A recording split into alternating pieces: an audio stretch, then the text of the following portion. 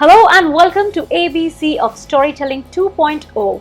My name is Rituparna Ghosh and every week I share tips, tricks, techniques and secrets from my story bag helping you tell sharp, crisp and effective stories. This week we are on the letter H and I have 3 of them for you, so let's get started.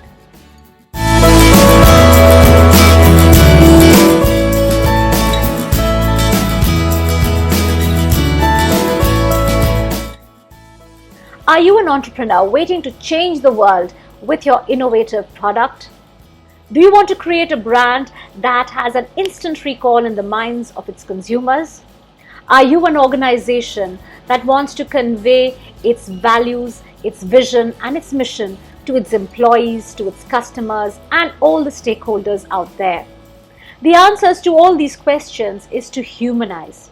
Yes, to humanize a product, a brand, or an organization is to create a character out of it, to create an identity out of a non-living entity. To humanize is to identify emotions that connect the product, the brand, and the organization to the people who are part of its universe. It is human to feel emotions. It is human to connect with others who show emotions and empathy towards one another. Remember, like with everything else, you cannot attempt to humanize a product, a brand, or an organization with one story. It has to be done bit by bit over a period of time. How do you create an identity of a non-living object? How do you create human values or create a sense of human values that all stakeholders come and connect with it? Well, stay tuned for one of our boot camps, our ABC boot camps, because we are going to share the rubrics of humanizing a brand, a product, and an organization. Stay tuned and come in and learn how to humanize your organization. One of my most favorite storytelling quotes comes from American author Brandon Sanderson. He says, "The purpose of a storyteller is not to tell you how to think. It is to give you something to think upon." And to me, that is the very purpose of a storyteller. It's the identity of the storyteller.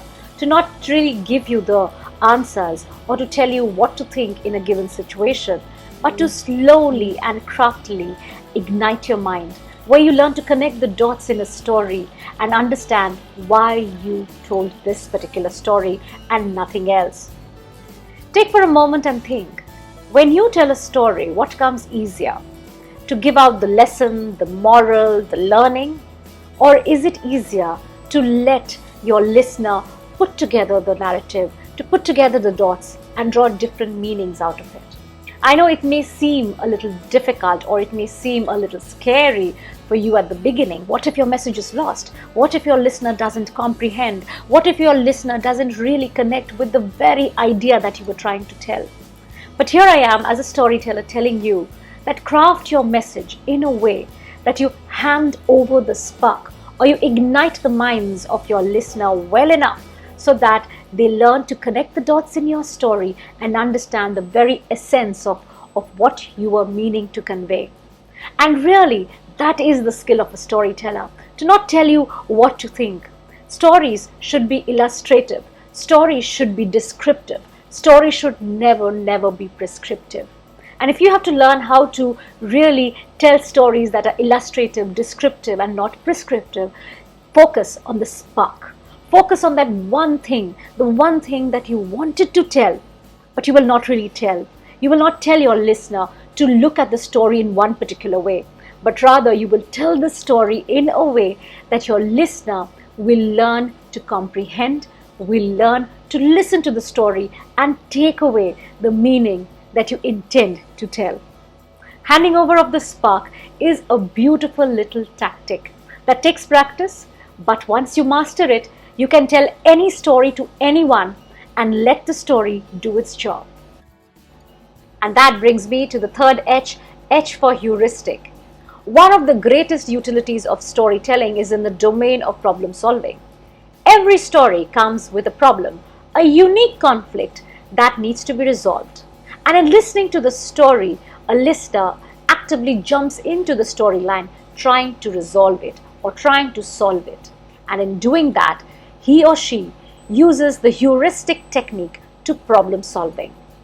Heuristic is the mental shortcut that people take to solve a problem and to arrive at a decision quickly. It is also a process by which cognitive biases are known to be thrown up. And in using that, and in using a story just to get people to activate their heuristic approach, is an excellent way of using stories and storytelling. Let's say, for example, I say Mrs. Mehta was 65 years of age when she decided to start up. Or Prakash had decided to fire Nitin. He was ready to give him his pink slip that day.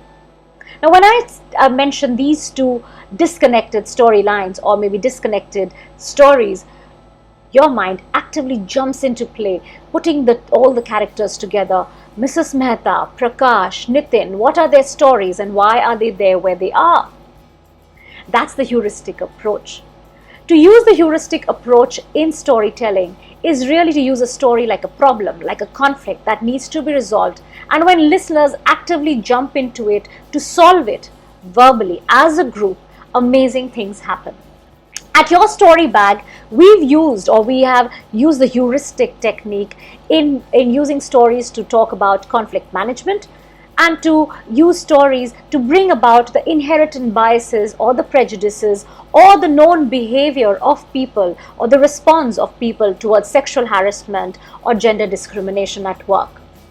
In all these cases, stories have been presented to our participants as a problem that needs to be resolved, and there are no right or wrong answers. People have to come together to resolve the conflict, to share, to discuss, to debate, and to arrive at an acceptable resolution of the story. Understanding storytelling or understanding the heuristic approach to problem solving is an excellent way to use stories and storytelling effectively in a conversation, in a workshop, in a program where you need people to really talk, connect, share, and come to a possible conclusion.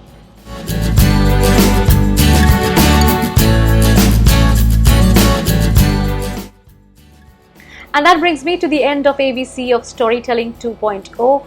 I'm happy to say that ABC of Storytelling 2.0 is now completely integrated in all our niche workshops for adults, for professionals, for communities, for organizations, as well as not-for-profits.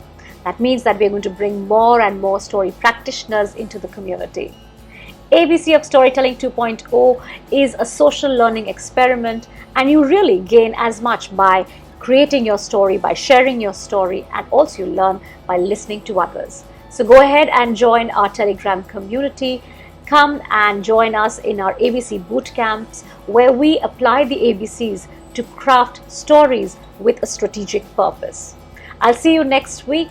Until the next letter, happy storytelling.